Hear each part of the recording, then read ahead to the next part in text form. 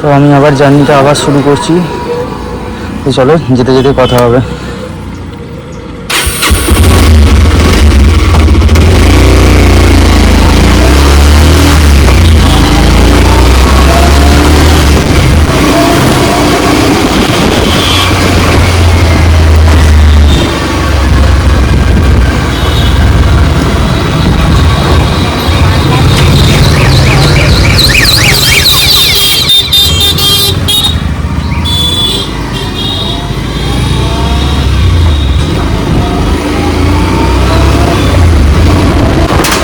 বাজে ঘড়িতে প্রায় 2টো। তো অনেক আগে বেরোনোর কথা ছিল, অনেকটা লেট করে ফেললাম আমি। তো আমি যেতে চলেছি, একটা সারপ্রাইজ আছে, দেখতে পাবে, কোনো চাপ নেই।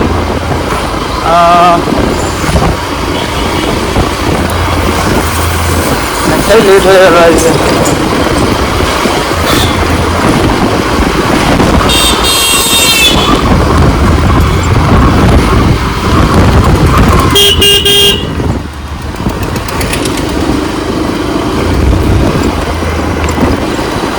আসলে সত্যি কথা বলতে কি জানো তো, আজকে না আমার বদমাস্টার বার্থডে আছে। তো সেই প্যাক আপ করতে গিয়ে এত লেট হয়ে গেল। কি আর বলবো, হলো করি না, হাতে সময়ও কম।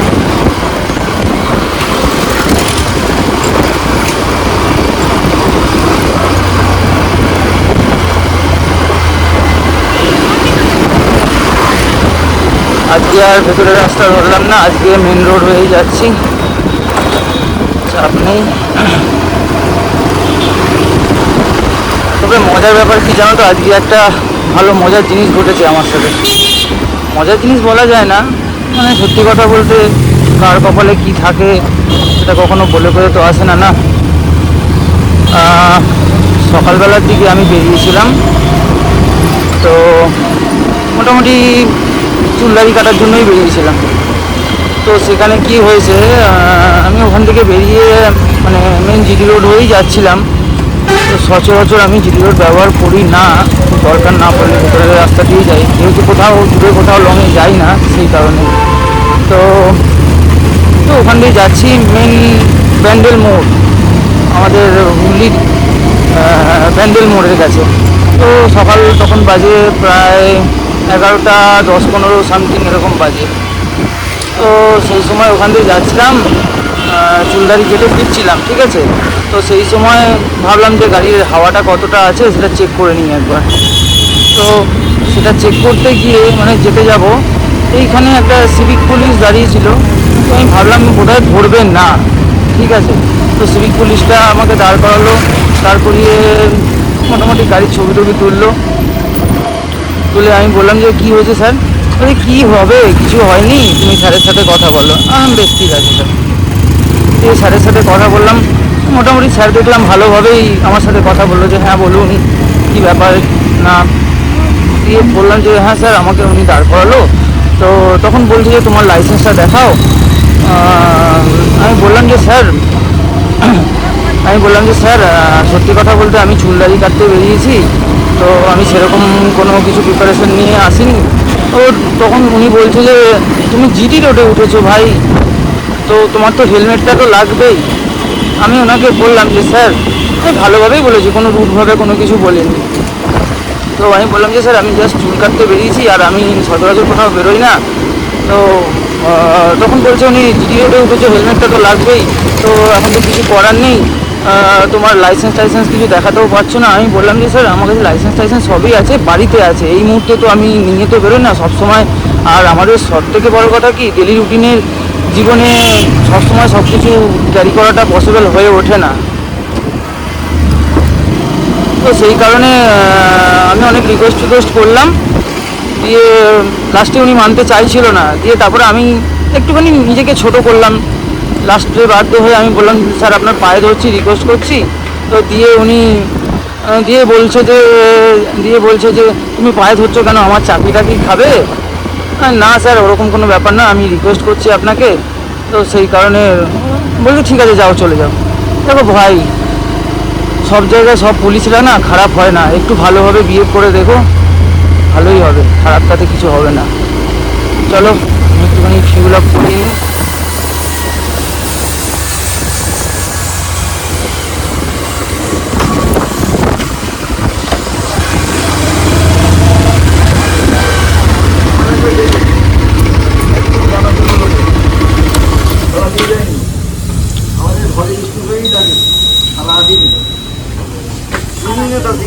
আমার পাড়ার লোক এসে বললি আমি বললাম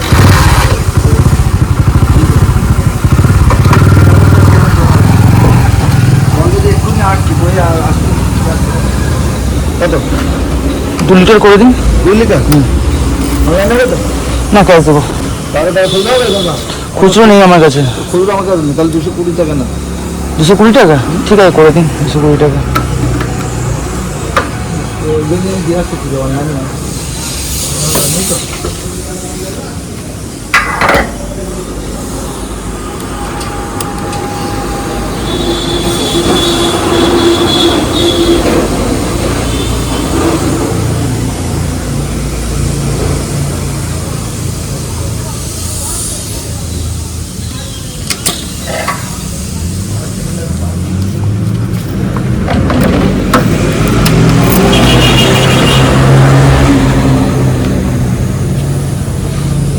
এই নিন।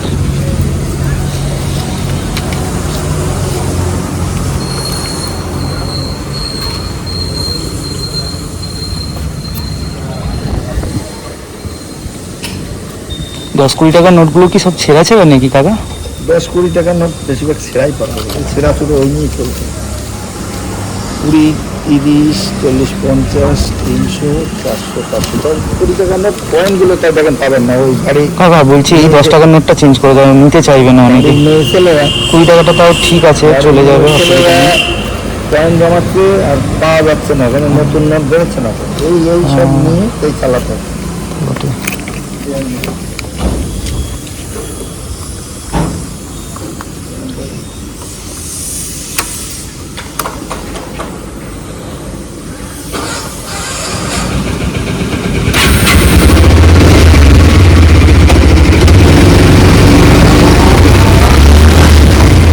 Fuel up done.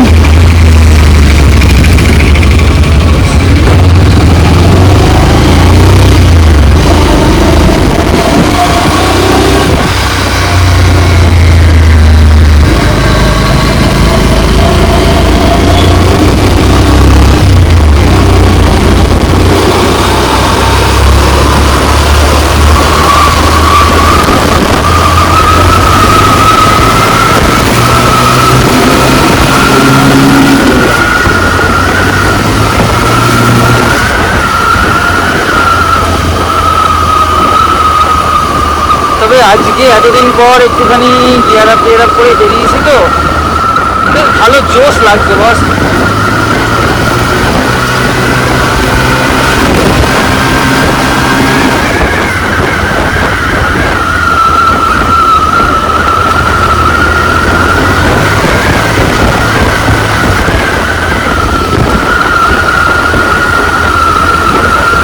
তবে যাই হোক, তবে আজকে ফার্স্ট টাইম আমি পুলিশের কাছে ধরা খেলাম, তাও আবার এরকমভাবে।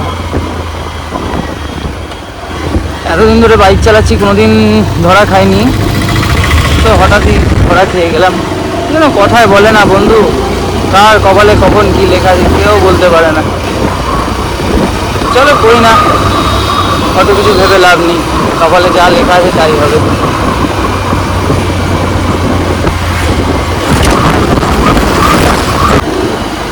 তবে এত বছরে কোনো দিন ওর বাড়িতে বেরোনো হয়নি, তাই আজকে বেরোতে পারছি, এটাই সব থেকে বড় ব্যাপার। আমার তো মনে ছিল না, ওর মনে ছিল ঠিক। ও আমাকে স্মরণ করিয়েছে, ও আমাকে বলেছে যে এত বছর বার্থডেতে কোনোদিন বেরোতে পারিনি, তাই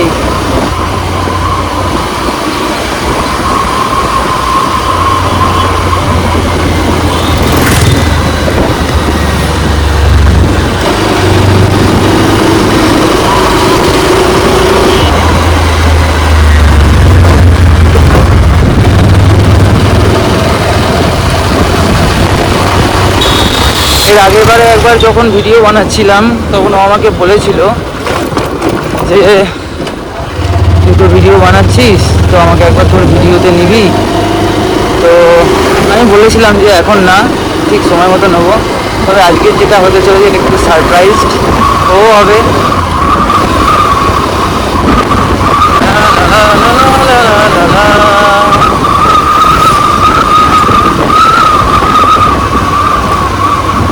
তবে একদিকে ঠিক আছে, একটু সকাল সকালের দিকে বেরোলে কি একটু জ্যাম থাকতো, তাও দুপুর করে বেরোলাম তো কোনো অসুবিধা নেই, এখন একটু ফাঁকাই আছে। পুলিশ কাকুরাও এখন একটু খাওয়া দাওয়া করে এখন একটু পুজো করে এখন একটু রেস্ট নেবেন, একটুখানি ল্যাদ খাবে।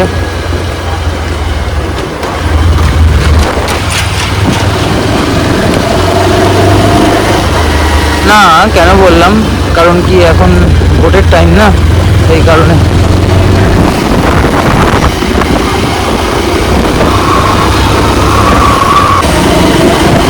আজকে আমার এই বিদ্যাসাগর সেতু এরকম দেখছো তো, একদিন দেখার মতো হবে বস, সেই দিনটার অপেক্ষা।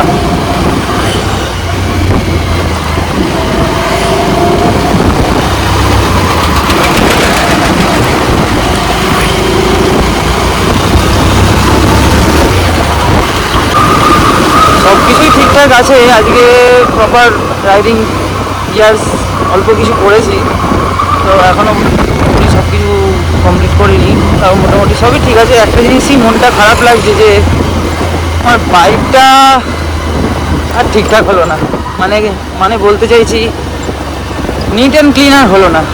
যাক, এখন আর করবো না, ভেবেছি একবারে সার্ভিসিংয়ের টাইমেই করব।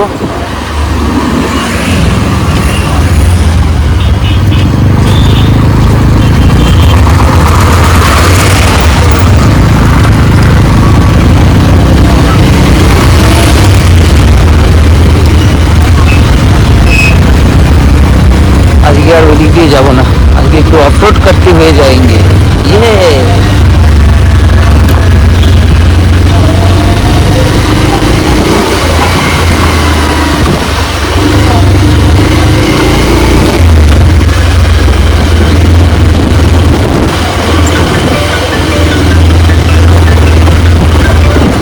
ফোনটাও চলে এলো।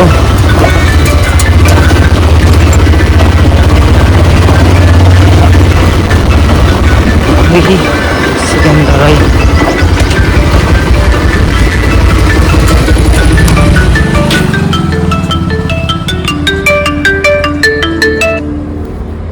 হ্যালো, কোথায় আছিস? রথতলা, আচ্ছা ঠিক আছে, আমি ব্রিজ পাড়েও চলে এসেছি। তুই দাঁড়া একটুখানি, আমি ঢুকছি এক্ষুনি, ঠিক আছে? ঠিক আছে, রাখলাম। হুম।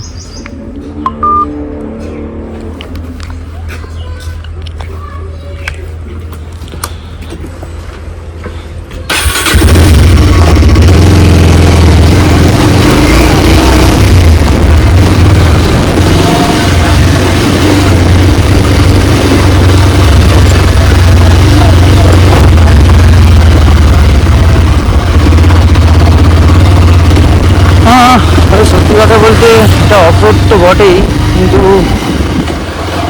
এত আস্তে যেতে ভাল লাগছে না। পেছনে হেলমেট আছে, জিনিসপত্র আছে, সেই কারণে আস্তে যেতে হচ্ছে। বড্ড বোরিং রাস্তা ভাই।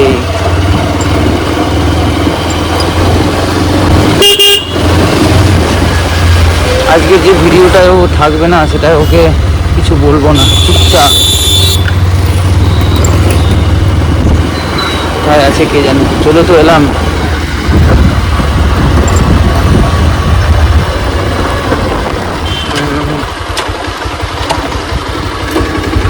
কোথায় আছে দেখি, ফোন করি।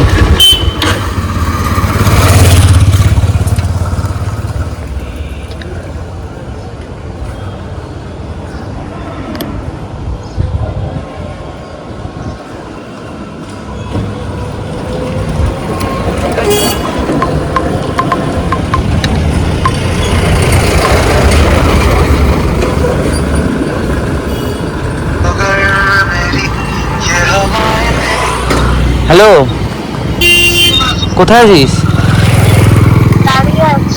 রথতলার দোকানটার সামনে। ওখান থেকে একটু এগিয়ে আয়, ভেতর দিকে আয়। না, না, আবার যাব? হ্যাঁ, এই সামনেই আছে, একটুখানি ভেতর দিকে আয়। এই সামনে মিষ্টির দোকানটা আছে না, ওই ছাতা নিয়ে আসিনি না, এমনি রোদ লাগছে। ঠিক আছে, আয় একটু এগিয়ে আয়, বেশি দূর বেশিক্ষণ হাঁটতে হবে না।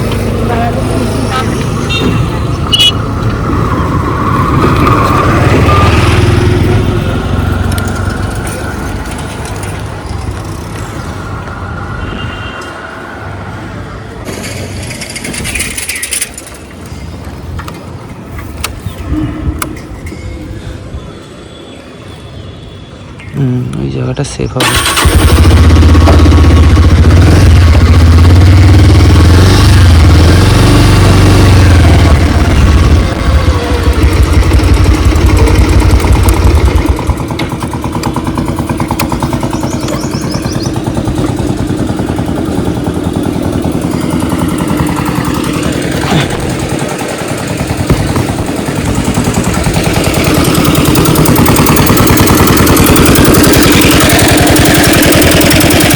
আমার বাইকের লুক দেখেছো কি অবস্থা, একদম নোংরা হয়ে গেছে, একদম নোংরা হয়ে গেছে, আচ্ছাটাই অবস্থা একেবারে। কবে যে ক্লিন করতে পারবো, করবো করবো, সময় খুব জলদি আসন্ন। আসছে পেতনিটা, পেতনি আসছে মামু।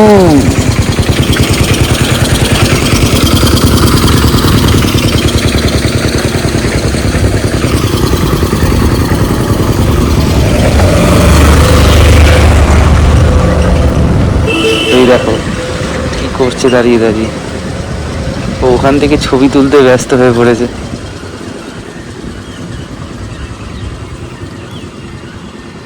তবে আজকে দারুণ লাগছে, ভালো লাগছে আজকে।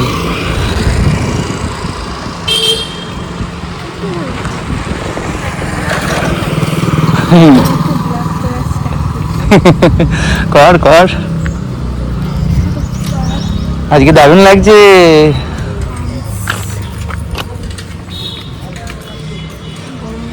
তোর জন্য কোনো গিফট নিয়ে আসিনি কিন্তু, কোনো গিফট নেই।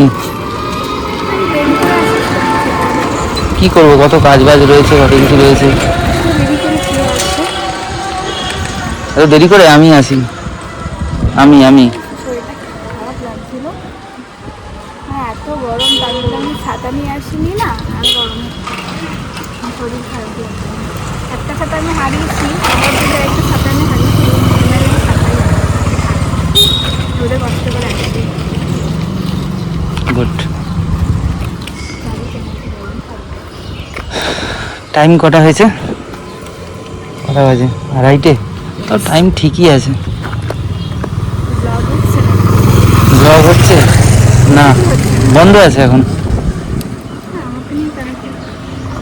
তোকে নিয়ে করবো কেন, তুই কে? তুই একটা পেতনি, তুই একটা বদমাস, ভাগ ইয়াছে। করতে হবেও না, কি কর তাহলে সব আমাদেরই করতে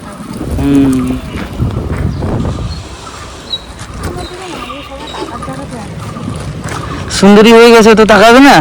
তো অকওয়ার্ড লাগছে। না, তোমার গিফট। আমি চকলেটটা তাড়াহুড়ো করে আনতে ভুলে গেছি, চকলেটটা পরে দিয়ে দেবো, ঠিক আছে? You are most welcome.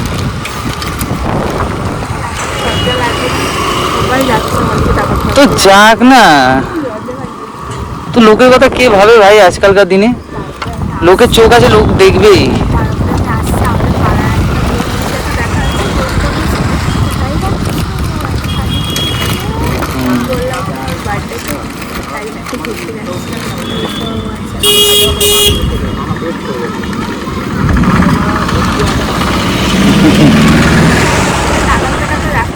जाते दे भाई, जाते दे।